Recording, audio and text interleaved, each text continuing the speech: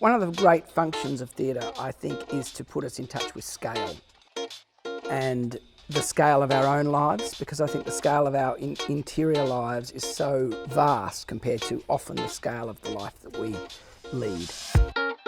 So there is inside a great play like Cyrano De Bergerac a huge opportunity for comedy and great sorrow, for adventure, and for us to experience that sort of scale.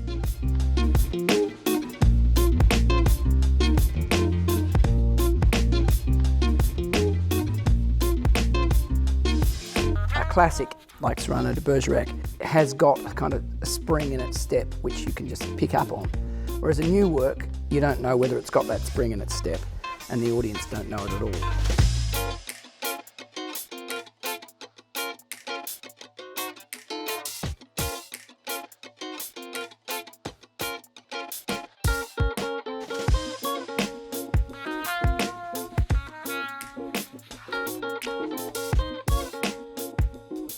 As a director, my way into a production is through the casting.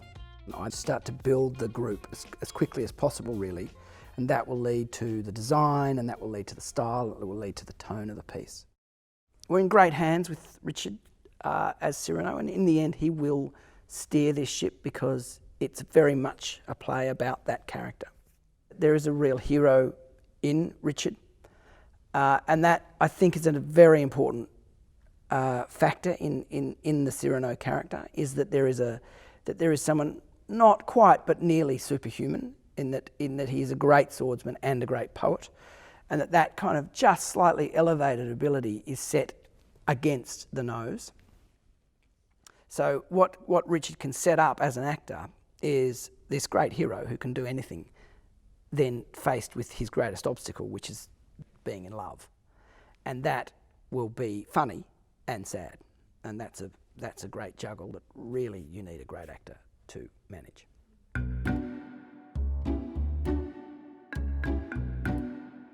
I think one of the biggest challenges the production as a whole faces is the shepherding or the guiding of the audience through the tonal shifts, from the kind of madcap and the silliness of Acts 1 and 2 and even in Act 3, through to the much sort of barer, emptier, older, wiser Act 5. And then in the rehearsals we'll talk a lot about how to shift the performance style down the gears. I will create a space where hopefully it's clear enough what kind of needs to happen. I can then let the actors make those things happen. I don't think you can be so prescriptive that the input of the others can't help shape the actual thing itself. So I kind of like to let things happen rather than make things happen.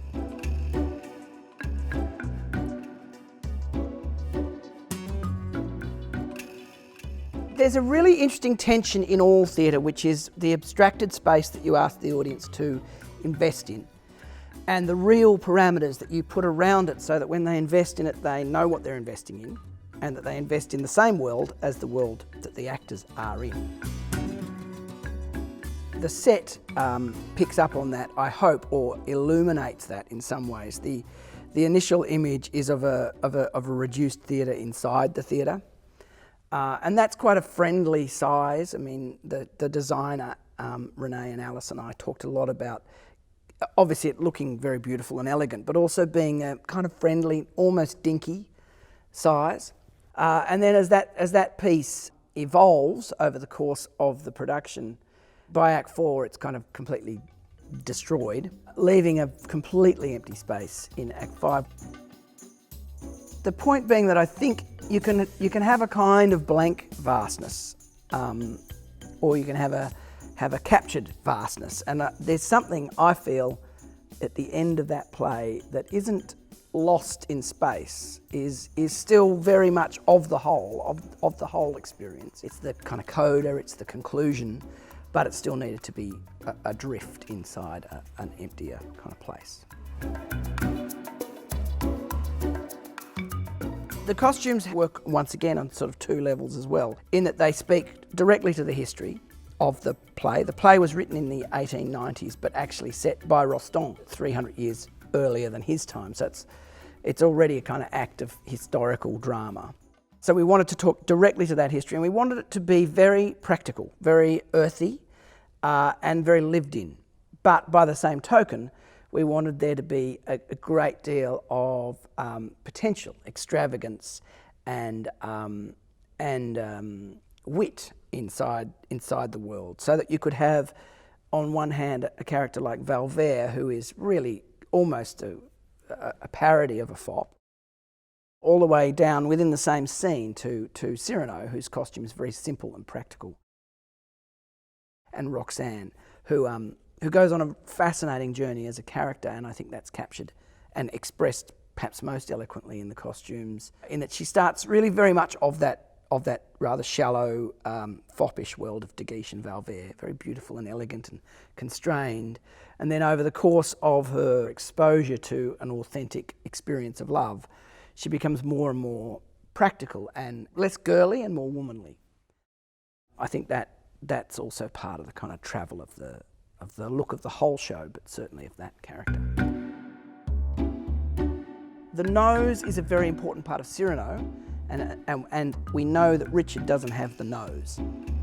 We really ranged from, should the nose be a really obvious thing, like virtually like a mask, not a full face mask, but a thing, like a clown nose, not a clown nose, but like that you can tell is a nose, to something that's much more real. We determined that the more real thing was right, because that gave him more room inside the play to be more real and for it to be a genuine obstacle. And so then that led to a discussion that it had to be super real if it was going to be more real. And that led us down the very kind of the sort of cinematic prosthetics path.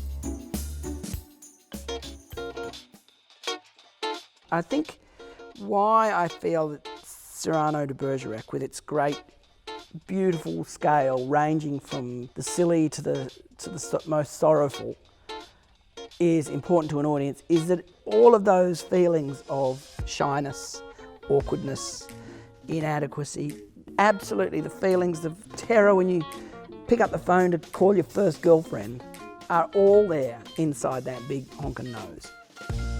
Because all of us feel most acutely the pain, the joy of life, and it's big when you feel it. And it sort of allows you to see that not only you're not alone in your experience, but you're not alone in that experience being vast and meaningful and terrifying on one hand and fabulous on the other.